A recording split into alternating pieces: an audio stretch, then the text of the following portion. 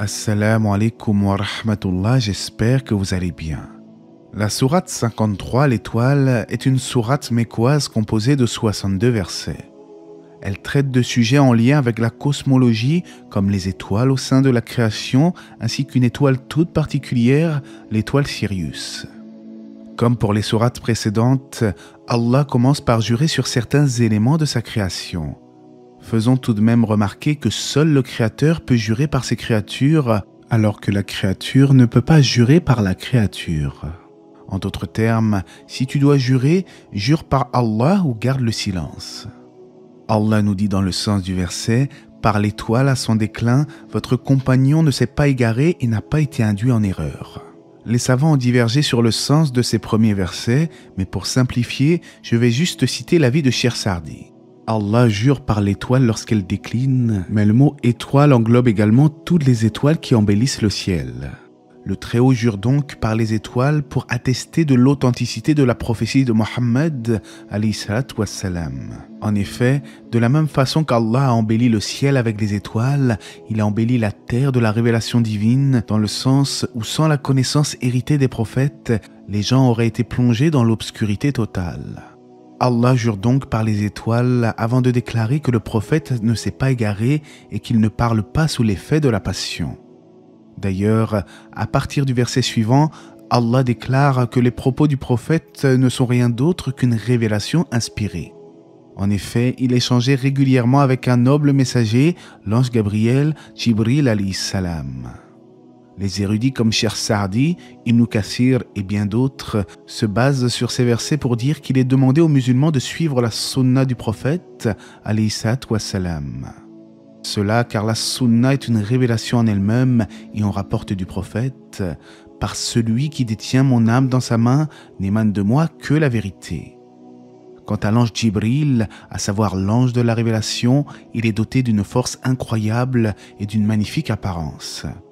Le prophète alayhi salatu wassalam l'a déjà vu sous sa véritable forme ici-bas, comme l'indique le verset, et c'est alors qu'il se montra sous sa forme réelle, angélique, alors qu'il se trouvait à l'horizon supérieur. En effet, les anges peuvent prendre différentes formes en prenant parfois l'apparence d'êtres humains. Le verset 8 nous dit que l'ange Jibril s'approcha du prophète de très près, à savoir à 2 portées d'arc ou plus près encore.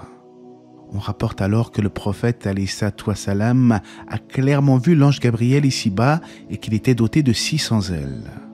Puis Allah nous dit ensuite, le cœur n'a pas menti en ce qu'il a vu. Au vu du contexte, tout laisse à penser que ce verset fait allusion à l'ange Jibril, l'ange Gabriel. C'est-à-dire que le cœur du messager d'Allah n'a pas menti sur ce qu'il a vu. D'ailleurs, il l'a vu une seconde fois sous sa forme réelle lors de son ascension nocturne au-delà du 7e ciel. Il l'a pourtant vu lors d'une autre descente près de la Sidratul Muntaha, le lotus de la limite. Le lotus de la limite est un arbre mystérieux où tout ce qui monte vers les cieux s'arrête, c'est la limite ultime de la connaissance humaine. Néanmoins, certains pensent que le verset « Le cœur n'a pas menti en ce qu'il a vu » fait allusion à la vision d'Allah. C'est-à-dire que le prophète alayhi salatu wassalam aurait vu son Seigneur. Il y a une divergence à ce sujet, car certains nient cela et d'autres érudits pensent que le prophète l'a vu mais par le cœur. Comme le précise Ibn Kathir dans son tafsir, toutes les versions selon lesquelles le prophète aurait vu Allah de ses yeux sont des récits faibles qui ne doivent pas être pris en considération. D'ailleurs, on a demandé au prophète alayhi salatu wassalam s'il a vu son Seigneur et il répondit « Il est lumière, comment l'aurais-je vu ?» Toutefois, l'avis le plus juste, selon Chersardi, est que le verset que nous avons vu parle bel et bien de l'ange Jibril. Allah nous dit ensuite, près d'elle se trouve le jardin du refuge, au moment où le lotus était couvert de ce qui le couvrait. Toujours selon le Chersardi, le jardin dont il est fait allusion ici n'est autre que le paradis qui se situe au-delà du 7e ciel. Quant au passage sur le lotus qui était recouvert de quelque chose, Chersardi nous dit, c'est-à-dire qu'une chose venant d'Allah l'enveloppe et seul Allah en connaît la description. Le Coran nous dit ensuite que la vue du prophète n'a nullement dévié et qu'il a bien vu certaines merveilles de son Seigneur durant son ascension nocturne. Cela signifie qu'il n'a pas porté son regard à droite ou à gauche, mais il l'a plutôt orienté là où il le devait, sans chercher à outrepasser les limites sacrées, en faisant preuve par exemple de curiosité mal placée.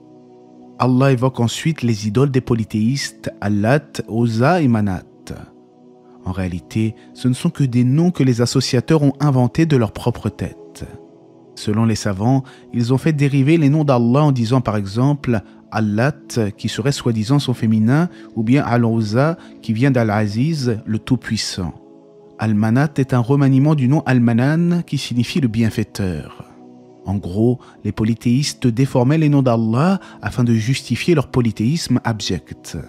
Ils prétendaient également qu'Allah se serait attribué des filles parmi les anges, alors qu'eux-mêmes détestaient cela pour leur propre personne.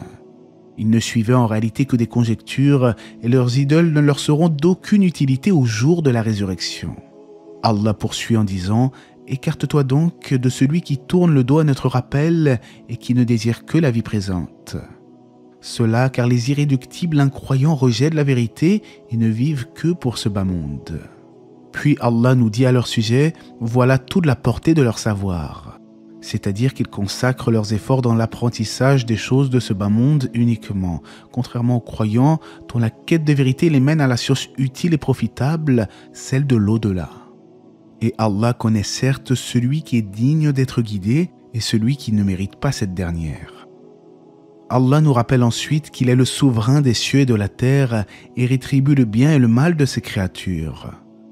Le verset 32 nous dit que ceux qui évitent de commettre les grands péchés et ne commettent que des fautes légères, qu'ils sachent que le pardon d'Allah est immense.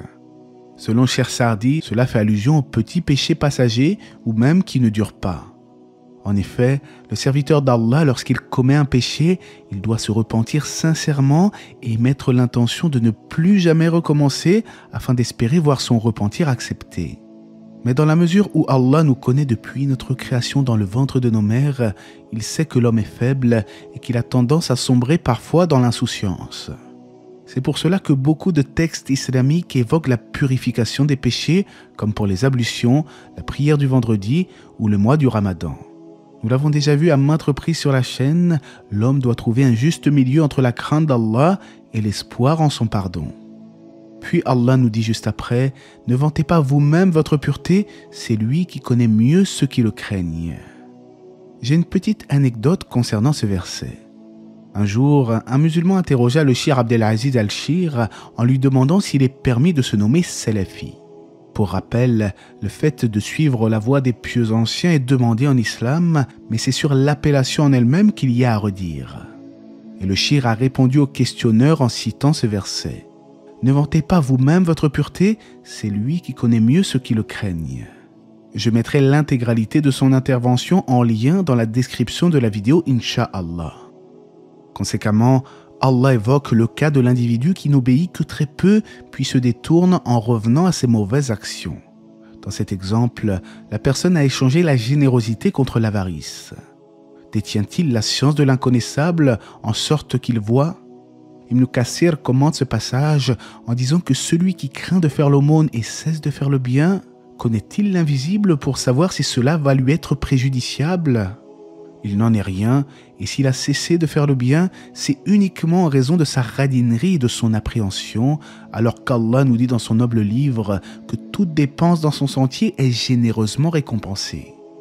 Et c'est ainsi que la sourate continue en nous disant « Ne lui a-t-on pas annoncé ce qu'il y avait dans les feuilles de Moïse et celles d'Abraham qui a tenu parfaitement sa promesse de transmettre ?»